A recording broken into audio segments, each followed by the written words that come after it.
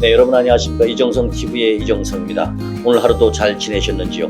오늘은 즐거운 소식 전해드리도록 하겠습니다.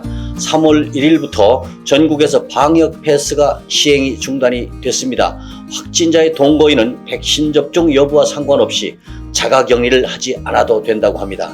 확진자 폭증에 따른 관리, 여력 효율화, 중증 화율이 낮은 오미크론 변이 특성에 따라 방역 조치들을 계속해서 풀고 있는 것입니다. 방역 패스 중단은 작년 11월 도입 이후에 4개월 만의 일입니다. 의료기관, 요양시설, 병원, 중증장애인, 치매시설, 경로당, 노인복지관 등 감염 취약시설에서 입원 입소자 면회 때 적용하던 방역 패스도 모두 중단이 됐습니다. 50인 이상 대규모 행사 집회에 적용되던 방역 패스도 해제가 됐습니다. 단 대규모 행사 집회에 적용되는 사회적 거리두기 조치는 그대로 유지됨에 따라서 최대 참여 인원은 접종 여부와 상관없이 299명으로 제한이 된다고 합니다.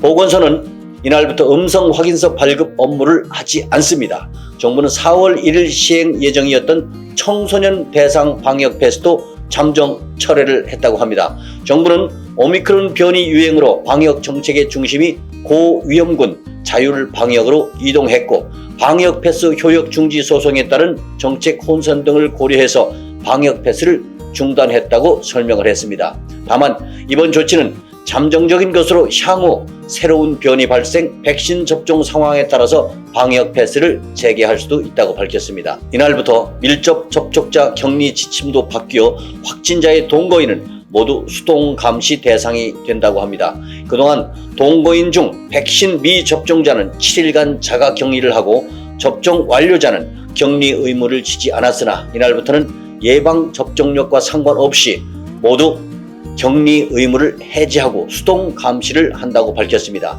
수동 감시란 관할 보건소가 제시한 주의사항을 자율적으로 준수하면서 코로나19 감염 방지에 애쓰는 것을 말합니다. 보건소는 수동 감시 시작일로부터 10일간 외출 자제, KF94 마스크 상시 착용, 감염 위험도 높은 시설 방문 자제, 코로나19 의심 증상 발생 시 의료기관에서 진료 등 핵심 수칙을 지켜줄 것을 권고했습니다.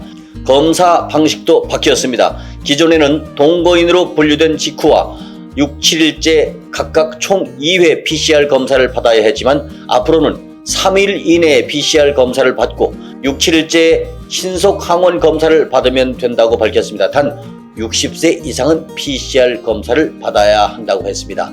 새 기준은 이날부터 기존의 격리 검사 대상자에게 소급 적용됩니다. 방역당국과 지방자치단체에 따르면 28일 전국 17개 시도에서 코로나19 양성 판정을 받은 확진자는 13만 8,993명으로 밝혔습니다. 신규 확진자는 주말 휴일의 검사 건수 감소 영향이 사라지는 2일부터 다시 급증할 것으로 판단을 했습니다.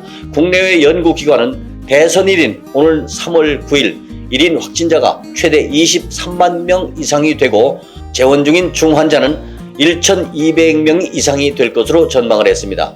오미크론 유행이 정점에 도달하는 시기는 3월 초 중순, 신규 확진자는 18만 명에서 35만 명으로 될 것으로 예상을 했습니다.